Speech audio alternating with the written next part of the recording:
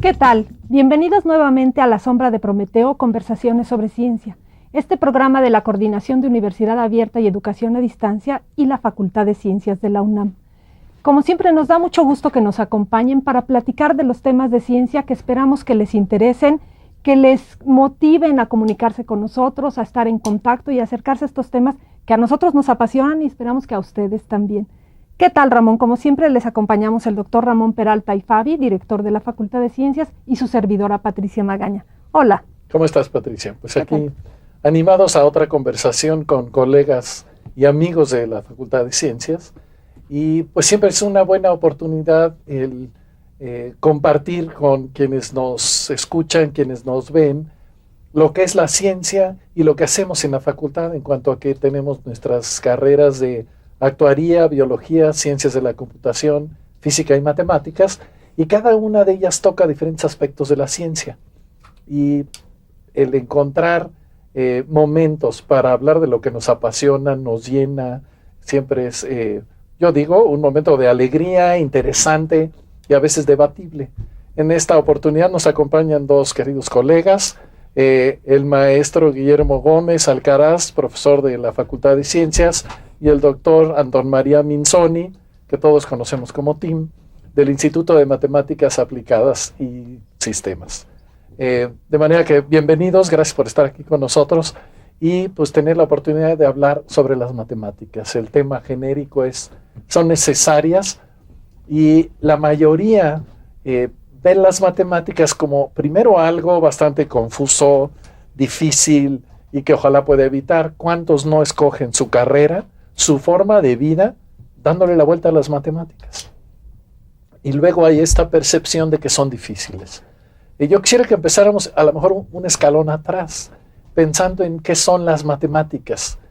Y me gustaría que nos comentaran la percepción, lo que ustedes sienten y lo que ustedes viven, porque viven de las matemáticas de diferentes maneras, y que compartan esta cosa de que no es la aritmética. Matemáticas parece aprenderse las tablas y luego ya cuando se complica hay triángulos. Pero en realidad son cosas mucho más diversas. ¿Por qué no nos platican? Guillermo, ¿por qué no nos cuentas un poco tú qué crees que son las matemáticas como matemático? Bueno, para empezar, yo diría que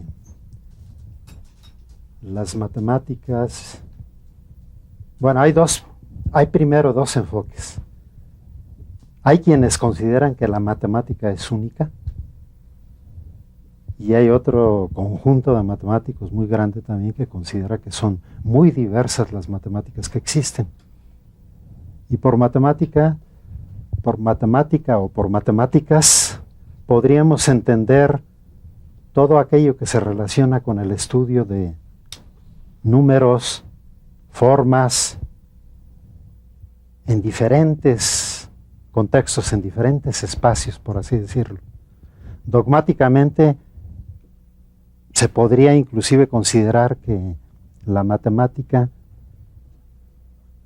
es una ciencia la más seria que existe, pero por otro lado se puede tomar como si fuera un juego adecuado, una especie de arte de cómo acomodar, clasificar y verificar si las formas son de tal naturaleza o de otra naturaleza.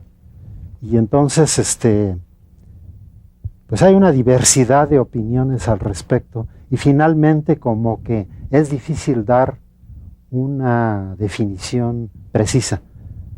Podría decirse que la matemática es aquello que se asemeja a lo que hacen los matemáticos, a lo que intentan hacer los matemáticos, a lo que desarrollan los matemáticos, a cómo piensan los matemáticos. Es decir, la matemática parece ser casi la única ciencia que ha desarrollado íntegramente el hombre.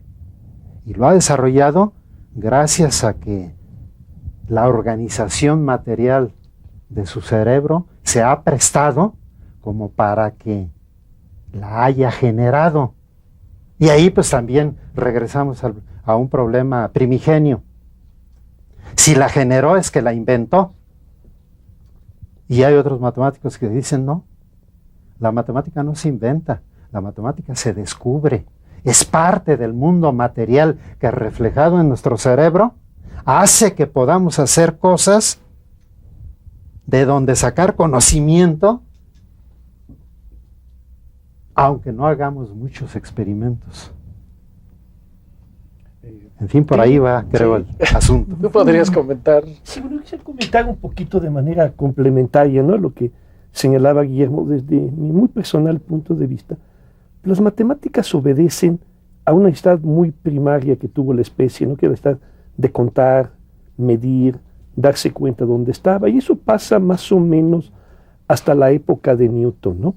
Cuando Newton, que fue uno de los grandes genios que la humanidad ha producido, la matemática cambia de cara, de alguna manera se vuelve un instrumento para poder predecir, dado lo que tengo ahora. En la época de Newton, pues Newton le interesaba predecir, por una serie de cuestiones que podemos abundar después, el movimiento de los planetas para medir el tiempo. Y entonces pues desarrolla por la parte predictiva de las matemáticas, que por desgracia es aquella que ya se enseña solo en el último año de la prepa y a veces poquito, que se llama el cálculo. Entonces la matemática tiene estas caras, tiene la cara de medir, la cara de contar, la cara de predecir, y de alguna manera creo que no es, bueno, la relación de las matemáticas con las ciencias es muy curiosa. Gauss, que fue uno de los grandes matemáticos, grandes hombres de ciencia, ¿no?, hizo matemáticas, hizo física, hizo muchas cosas, decía que la matemática era la reina y la sirvienta de las otras ciencias. Déjenme abundar un poquito sobre eso, ¿no? De alguna forma, la matemática es lo que le da capacidad predictiva a la ciencia, porque la pura observación no se la da. Uno tiene que poder calcular lo que va a pasar. Entonces, en ese sentido, pues es como que reina, ¿verdad? Pero para poder realmente calcular, la matemática tiene que ponerse al servicio del otro para calcular lo que al otro le interesa. Entonces, es en este diálogo, ¿verdad?, de la matemática con el mundo. Y aquí creo que viene muy a propósito lo que decía Guillermo. Hay matemáticos que piensan que se crea y hay matemáticos que piensan que se descubre. Yo siento que la matemática oscila entre las dos cosas. De hecho, entre la misma historia de la matemática hay periodos que son más de creación y periodos que son más de descubrimiento. Yo creo que no es posible realmente un poquito el uno sin el otro. Tal vez eso esté muy, muy influido por el tipo de cosas que uno hace, digamos, en la vida diaria. Entonces, si uno vive eso, uno cree que eso es lo que pasa. Pues es interesante estar aquí con dos colegas que tenemos diferentes puntos de vista, ¿no? Iba a interrumpir un poco porque los dos han dicho, bueno, hay unos que dicen que se inventa y otros que dicen que se crea, pero no me han dicho qué creen ustedes o qué opinan en todo caso, porque pues esto supongo que es una controversia entre los matemáticos y entre los usuarios de las matemáticas. uno podría decir, sin ser matemático, a ver, yo aprendí en la primaria que si yo tomo un círculo y veo el radio, pues ese solo cabe 3 veces y un cachito en la orilla del círculo. Eso no tengo que ser matemático, nomás lo acomodo y veo pues que cabe y le llamamos hasta pi a ese número. Bueno, eso se descubre. Eso no tengo que demostrarlo. Ahora, ¿qué propiedades tiene el número? Pues a lo mejor tengo que estudiar más profundamente. Pero uno diría, desde esa óptica, pues se descubre. No tengo que inventar nada. Ni siquiera tengo que inventar el círculo. Si yo volteo, decías tú, en la naturaleza, pues empezamos a tratar de entender para sobrevivir, a contar, a medir, y pues veíamos círculos. Ahí está la luna, ahí están muchas cosas que en forma natural son círculos. Entonces uno empieza a tratar de describirlos y va descubriendo. La otra es uno inventa cosas. Yo quisiera que comentaran un poco lo que ustedes opinan, al margen de que ya enseñaron caras posibles. Yo personalmente, si me acorralaran a decir se descubren o se inventan, pues yo lo que diría contundentemente es que a última instancia la matemática se descubre, no se inventa. No hay ninguna invención. Es la realidad material la que influye sobre otra realidad material, que es mi cerebro. Y claro, pasa por el cerebro, pasa por las sensaciones, pasa por lo que diríamos es el espíritu, pasa por lo que diríamos es lo más cercano a Dios. ¿Qué es primero? ¿Dios o la materia? ¿Qué fue primero? ¿El espíritu o la materia? Y si lo acorralan a uno, pues uno escoge, pero lo escoge como artículo de fe. Finalmente es como artículo de fe.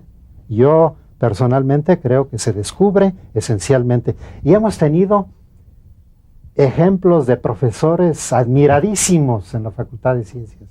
Por ejemplo, el maestro Barajas. El maestro Barajas se paraba y contundentemente decía, es que la matemática se inventa. ¿Cómo es eso? Es un arte. ¿De qué están hablando?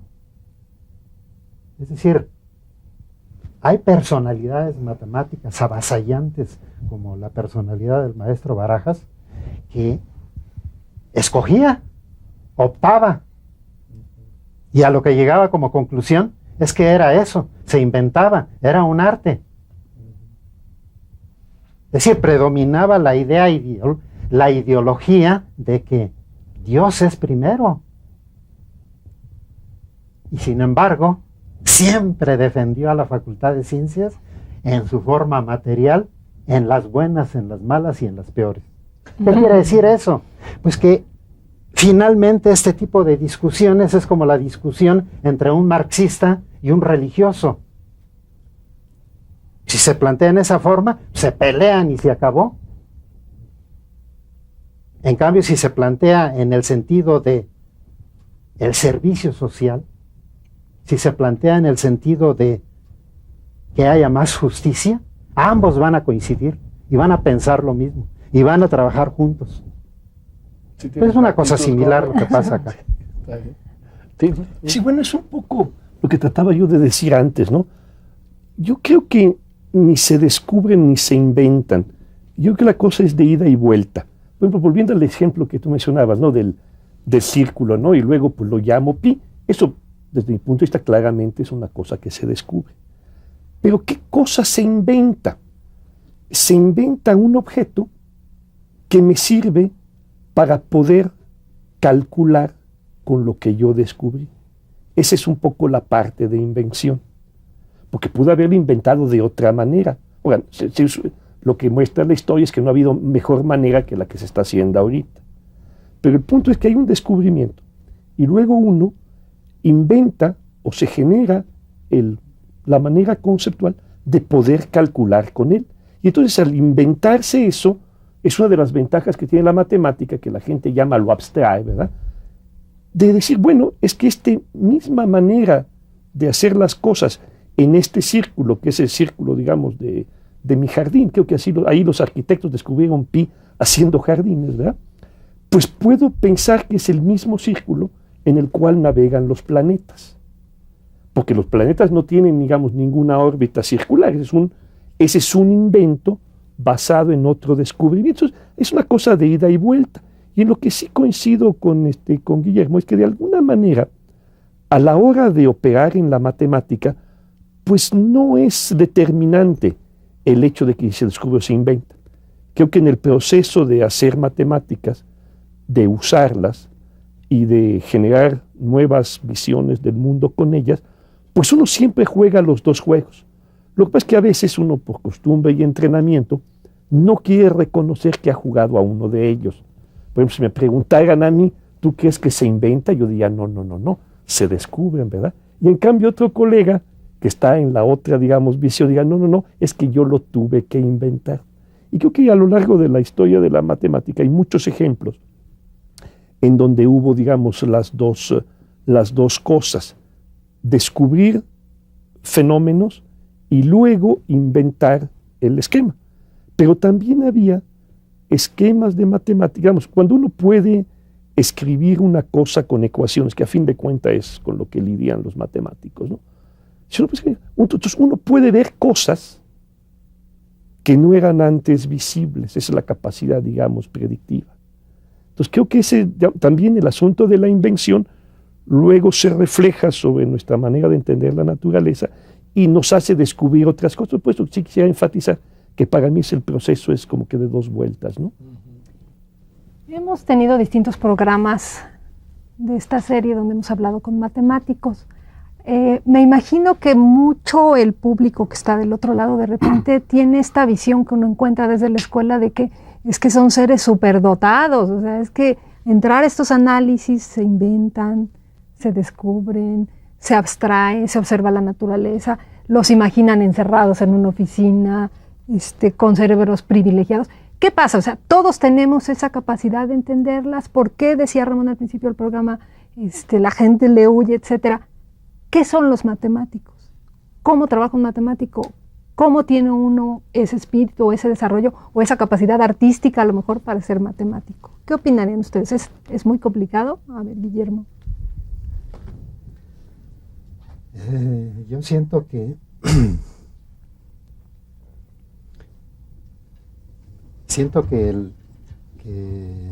la respuesta debería de ir alrededor de que el matemático es finalmente como cualquier otro ser humano, un profesional como puede ser cualquier otro profesional de cualquier otra disciplina.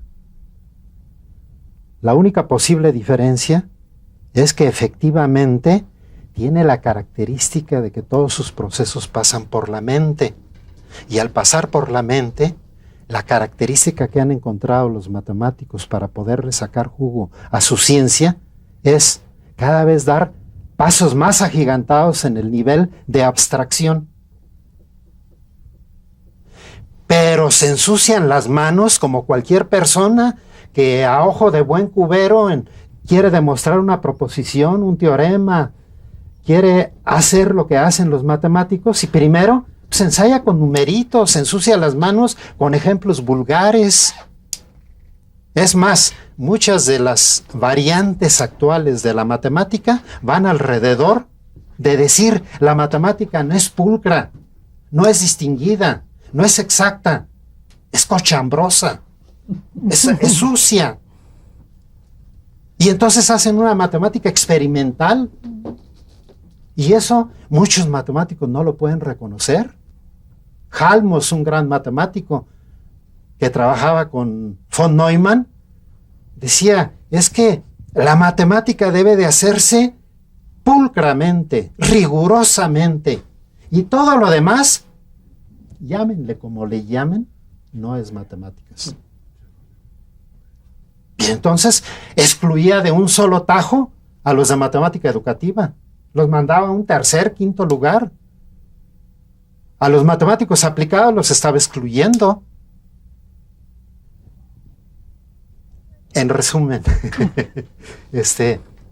lo que creo es que hay muchos tipos de matemáticos. Y burdamente, aunque es inadecuada la clasificación, pero burdamente se podría decir que hay matemáticos puros, que intentan contribuir a la misma matemática para que se siga desarrollando, matemáticos aplicados que usualmente se ponen en combinación con otros profesionales para tratar de resolver problemas que ellos no pueden resolver. La mente humana no da como para estar pensando en todas las posibilidades de problemas complicados, y la matemática los sistematiza y da respuesta. Matemática aplicada. Y la matemática de la comunicación, que hay que transmitir esos conocimientos, la matemática educativa. El ideal del matemático debería de ser de menos dominar esas tres variantes al unísono y ponderarlas según el problema de que se trata. Es decir, darles pesos, ver que a veces se tantea más hacia un lado que hacia otro, pero todo eso es lo que concebimos modernamente como la matemática. Ahorita seguimos platicando, Tim. Quisiéramos pasar un poco a esta parte de la comunicación. El programa tiene mucho el sentido de la parte de enseñanza también, entonces, como vamos a entrar a la parte de cómo se enseña, cómo se aprende, vamos a pasar a un sondeo que hicimos con algunos estudiantes universitarios y que van a opinar qué les pasó con las matemáticas en algún momento. Después de ese sondeo regresamos a esta conversación sobre ciencia con nuestros invitados del día de hoy. Estamos platicando, ¿son necesarias las matemáticas? Adelante el sondeo, por favor.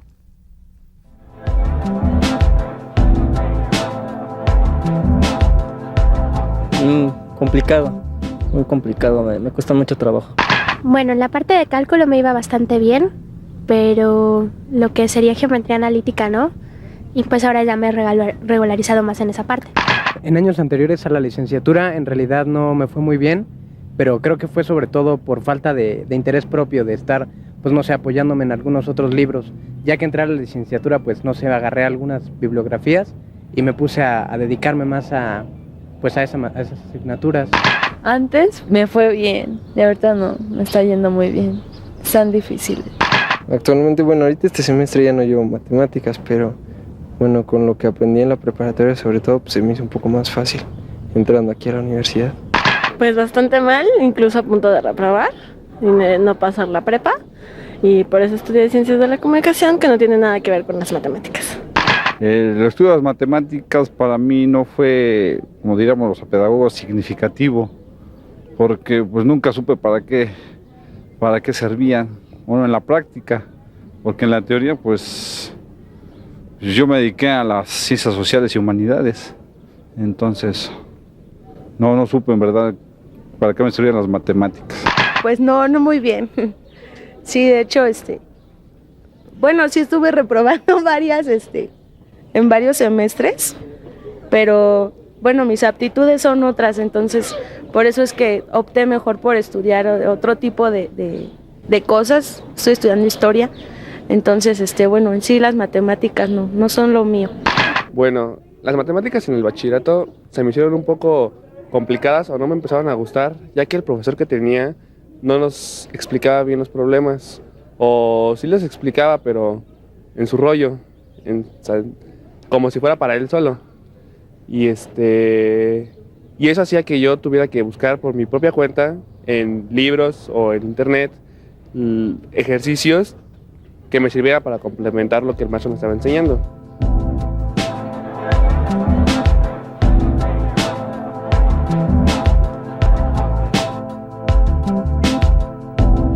Bueno, pues ya vimos aquí que hay distintas opiniones entre los estudiantes.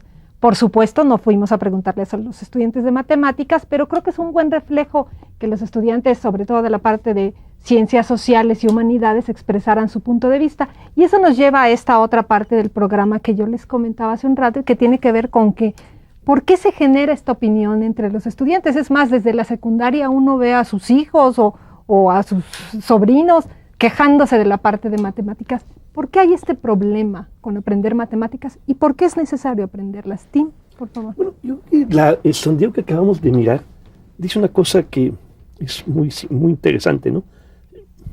De alguna manera, excepto por dos, ninguno de los jóvenes pudo expresar claramente cuáles eran las dificultades con las matemáticas.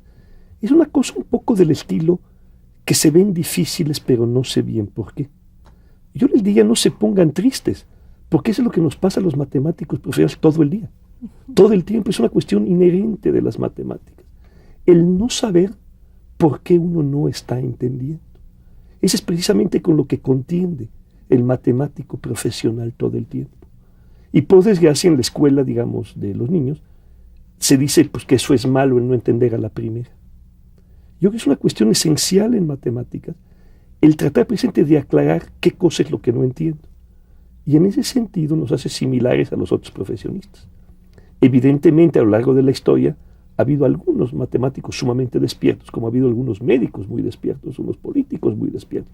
Pero no es particularmente un privilegio particular, ¿no? Sino es más bien un gusto, ¿no? De alguna manera, el aprender a aclararse las cosas a través del cálculo, eso es lo que el matemático vive en su vida profesional diaria. El experimento que hace el matemático diariamente es a través del cálculo, sea el cálculo en el lápiz, sea el cálculo numérico, y son cálculos de dos diferentes estilos. Y eso es lo que de alguna manera no se pasa en la escuela, no se pasa a los alumnos el hecho de que el cálculo es la manera de ir entendiendo, no calcular por calcular, sino calcular para entender. De hecho, Gauss lo decía hace muchos años, ¿no? En caso de que no entendamos o que dudemos, lo que tenemos que hacer es calcular. Es decir, el ambiente del cálculo es el laboratorio del matemático. Y por cálculo entiendo calcular con números, calcular con letras, calcular con símbolos, calcular con figuras. Es decir, la matemática es la manera de calcular con los objetos más variados que hay. Y eso es lo que había que enseñar. Y por eso se nos hace difícil, porque no en la escuela no nos dicen para qué calculamos. Creo que varios de los jóvenes expresaron con mucha claridad. Yo nunca le vi el por qué. Vamos a entrar a una pausa y vamos a regresar a este tema que va a ser central. Les recuerdo que estamos en La Sombra de Prometeo, Conversaciones sobre Ciencia, un programa de la Facultad de Ciencias y la Coordinación de Universidad Abierta y Educación a Distancia. Van a estar apareciendo los teléfonos a continuación donde pueden comunicarse con nosotros y algunas direcciones electrónicas donde les pedimos que nos hagan llegar sus sugerencias, sus puntos de vista y por supuesto les hacemos otra vez el anuncio de que consulten la revista Ciencias. Esta es la publicación trimestral de la Facultad de Ciencias. Es una revista de divulgación científica. Muchos de los temas que tratamos en los programas están reflejados en la revista. A quienes se comuniquen con nosotros, por supuesto, les vamos a regalar un ejemplar. Les invitamos a que nos acompañen después de esta breve pausa.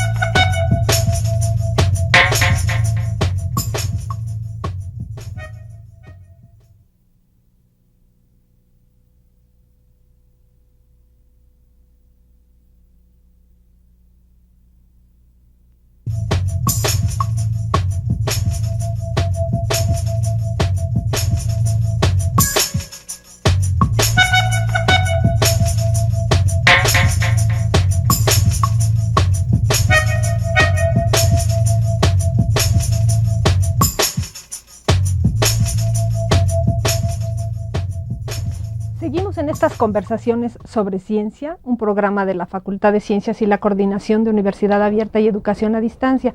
Hoy estamos tocando el tema ¿son necesarias las matemáticas? Y seguimos conversando con nuestros invitados. Ramón.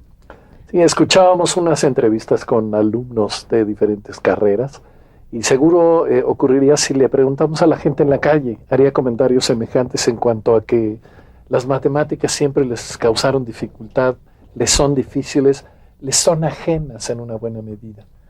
¿Tú podrías comentar cuál es tu percepción? ¿Por qué no las enseñamos bien?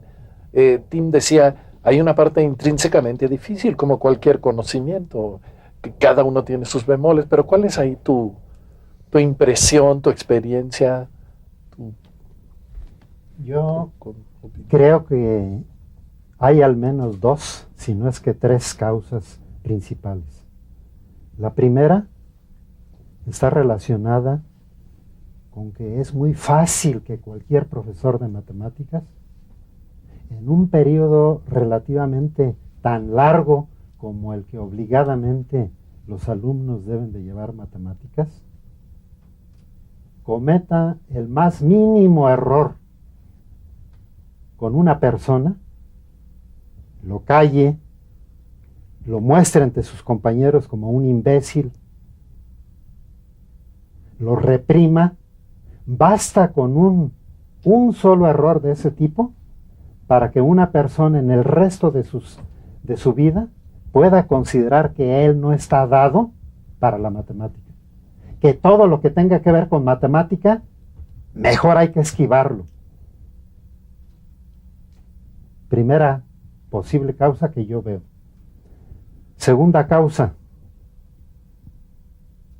los símbolos, las fórmulas.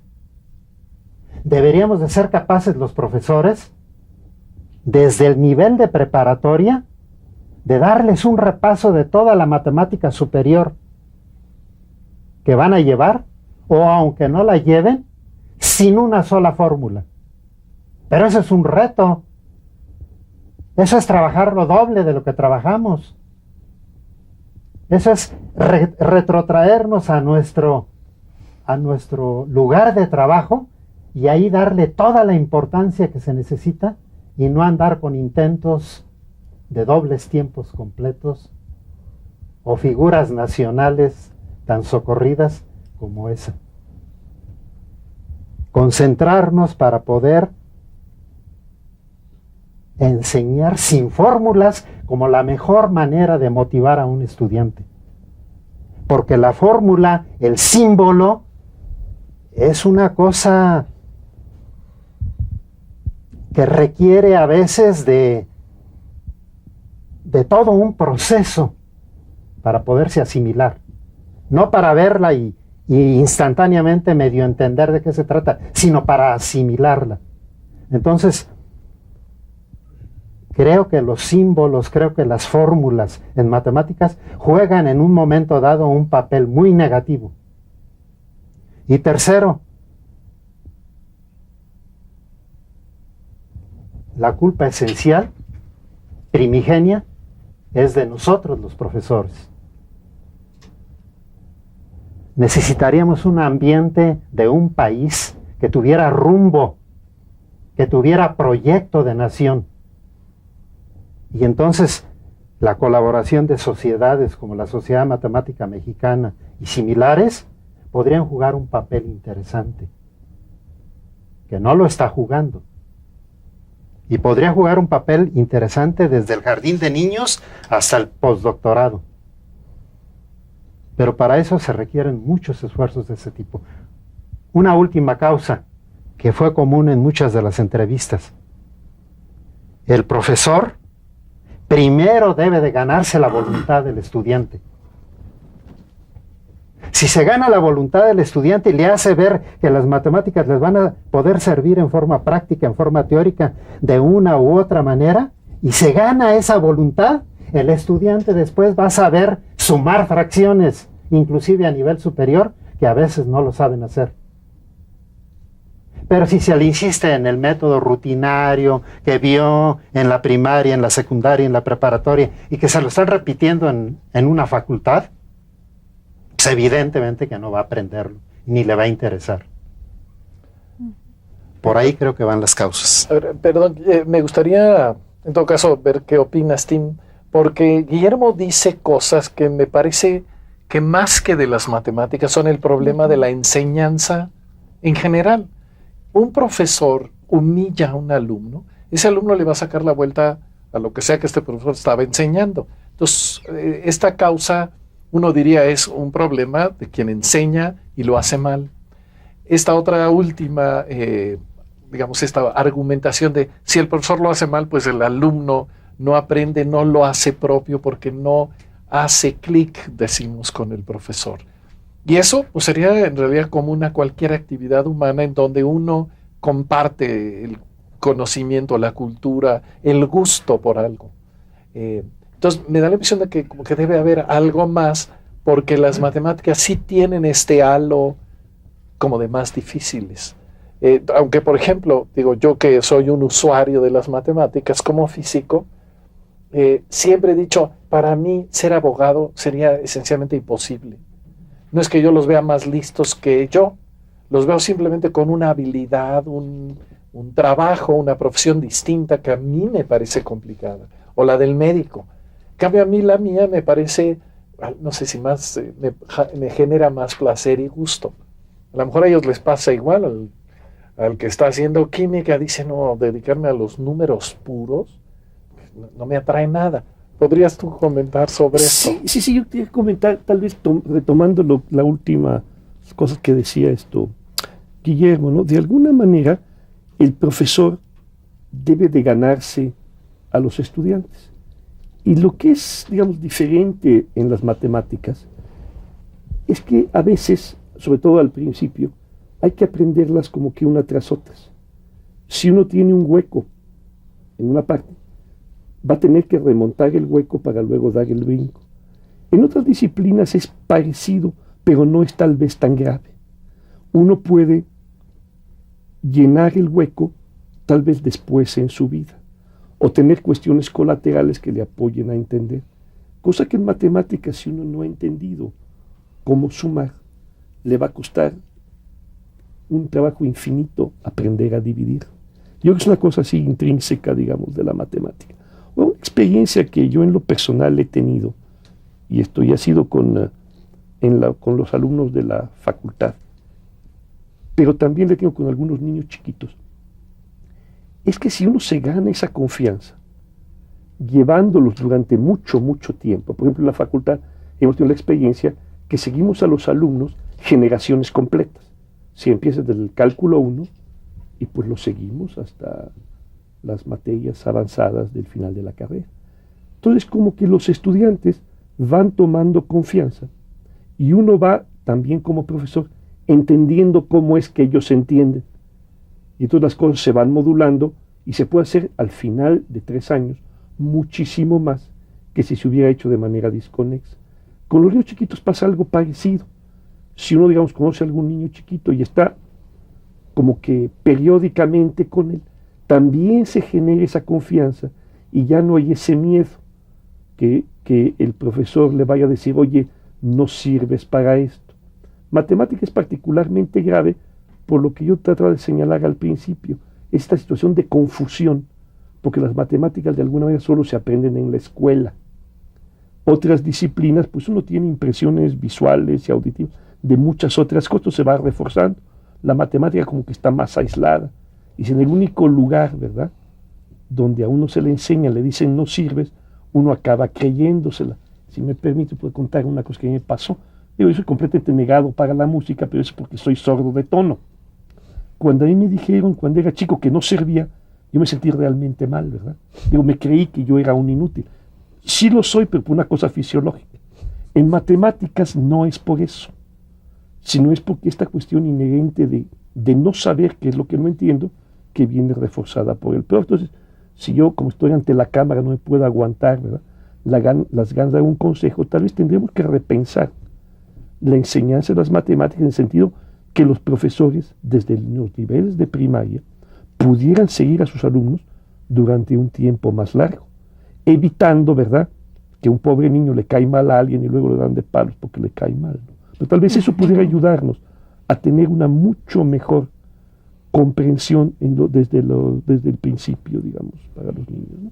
En ese sentido, hay algunos esfuerzos y proyectos de la Sociedad Matemática Mexicana, de grupos que quieren, digamos, vamos a pasar a esa parte, romper en algún sitio esta cadena de problemas con las matemáticas. Hay un grupo de profesores ya durante mucho tiempo a nivel nacional y a nivel internacional organizando una cosa que se llama Olimpiada de Matemáticas. Vamos a pasar a una pequeña cápsula donde se explicará en qué consiste la Olimpiada de Matemáticas, que básicamente es un trabajo a nivel secundaria y bachillerato. Por favor, vamos a la cápsula y luego regresamos a seguir conversando con nuestros invitados.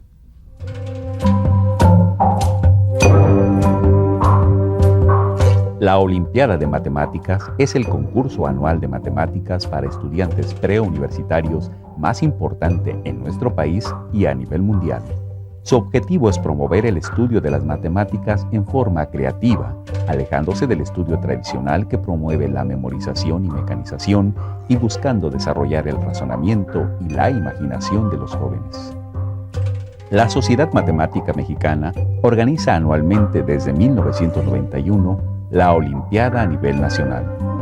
Hay concursos estatales y la preparación de equipos para un concurso nacional en el que participan alrededor de 190 alumnos. El concurso nacional se lleva a cabo durante una semana en noviembre en algún estado de la República. Este año le tocó a Campeche. México ha jugado un papel destacado a nivel internacional y el impacto en el ambiente educativo de nuestro país ha generado muchos profesores y alumnos que se han acercado en algún momento a las Olimpiadas. Han creado de manera espontánea y altruista innumerables talleres de resolución de problemas de matemáticas en los cuales han vertido sus experiencias. La Olimpiada Matemática Internacional 2008 reunirá en la Universidad de Granada, en España, a los 1000 mejores estudiantes del mundo en esta disciplina.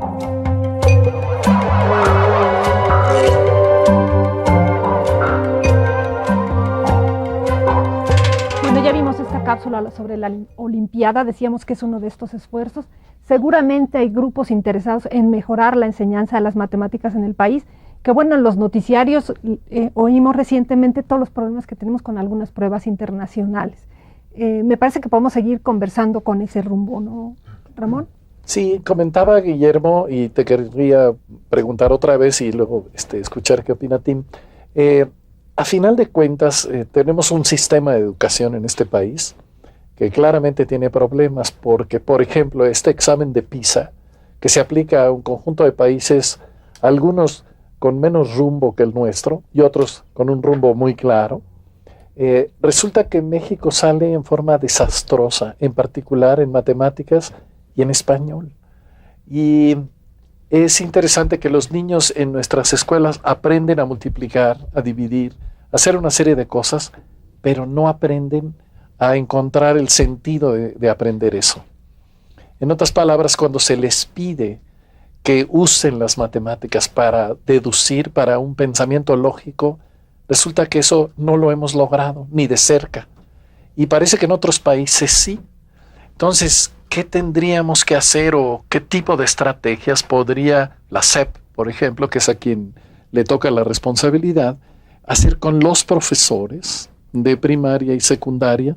Los del bachillerato y licenciatura ya están más cerca de nosotros, y entonces tendríamos que discutir a lo mejor otras estrategias para que los niños aprendan esta parte de pensar lógicamente, de ver que las matemáticas no es sumar solamente, sino de que eso se conecta con el proceso intelectual de deducir cosas. Decía Tim, las matemáticas son una especie de estrategia para predecir.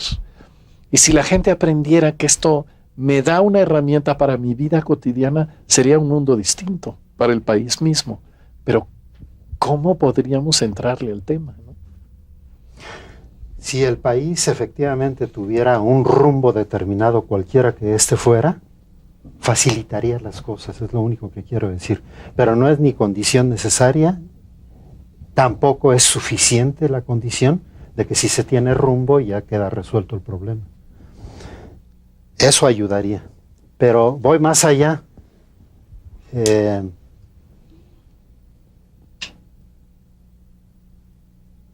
La Sociedad Matemática Mexicana, que lleva a cabo, por ejemplo, estas Olimpiadas, se enorgullece porque tenemos hasta niños olímpicos que sacan buenos lugares.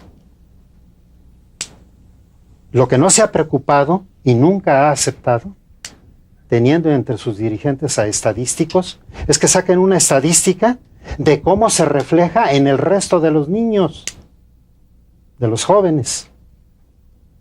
Y la presunción es que es desastrosa, que se alejan todavía más de las matemáticas, porque ven a esos escogidos como genios y se retrotraen a sí mismos y se juzgan a sí mismos como que es inútil. Y lo que pasa es que no acuden a la historia. ¿Dónde nacieron las Olimpiadas Matemáticas?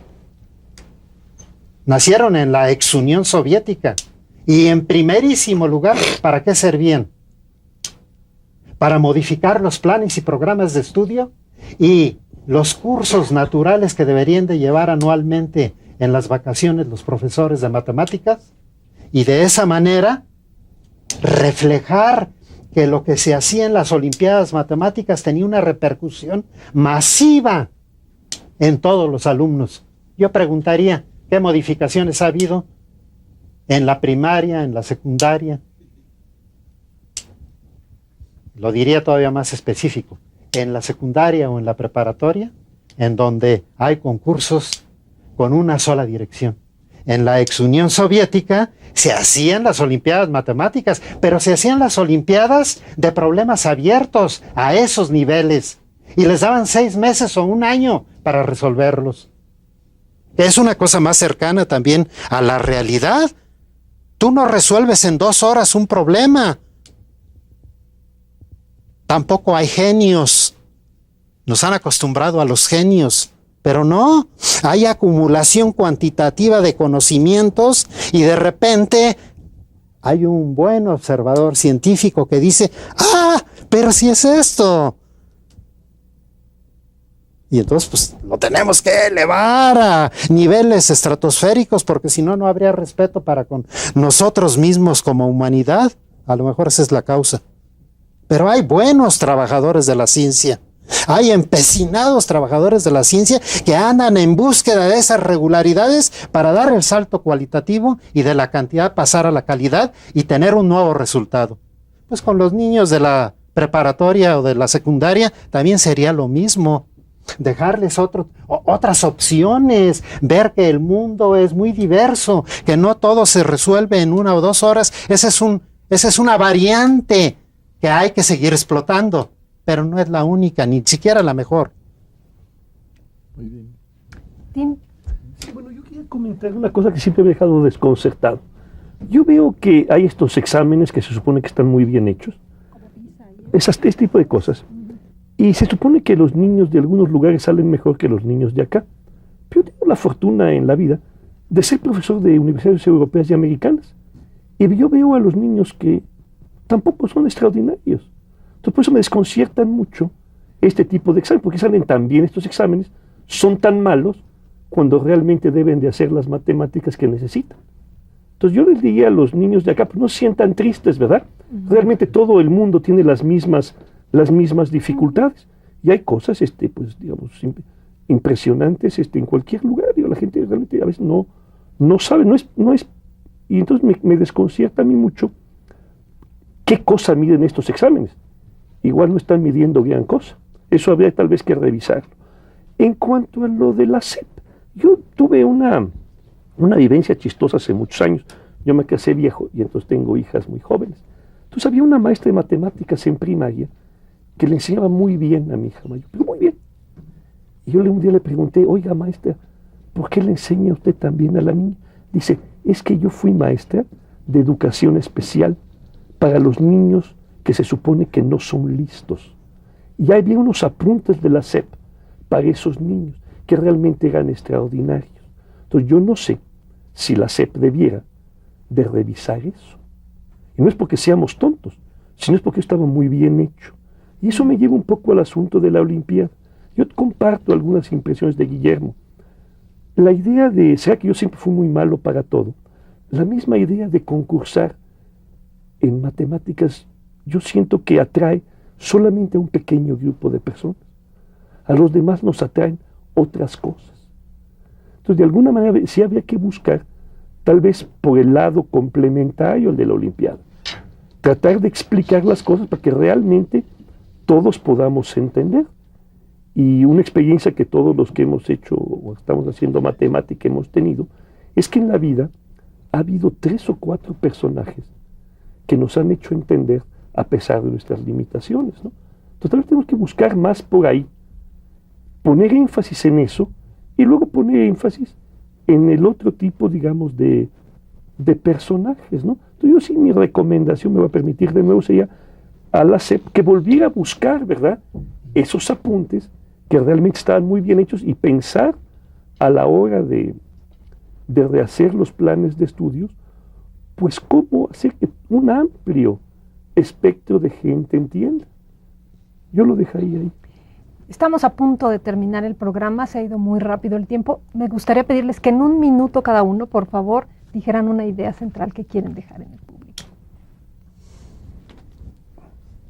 Pues en 1 minuto y una idea central está complicado, pero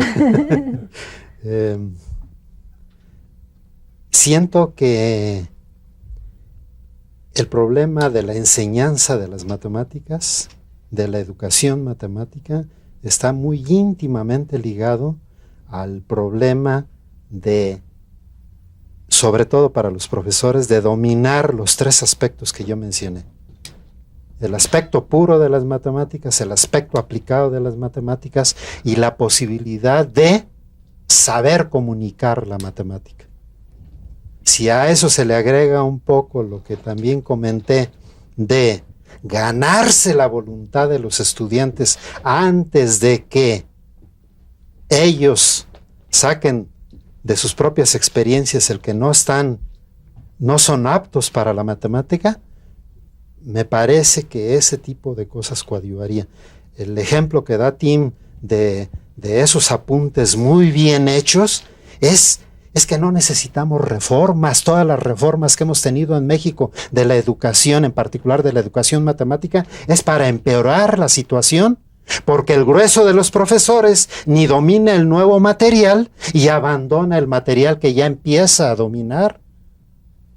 Esa regresión de utilizar apuntes para niños que tenían alguna dificultad conlleva exactamente la filosofía de que ya no hay que seguir haciendo reformas en ese mismo sentido que se han venido haciendo, porque cada vez estamos en problemas mayores, en problemas mayúsculos con los profesores. Y allí, pues las sociedades científicas de física y de matemáticas y de química, etcétera, podrían coadyuvar siempre y cuando no fuera para simplemente el aplauso en algún evento, sino para tener buenos convenios de colaboración.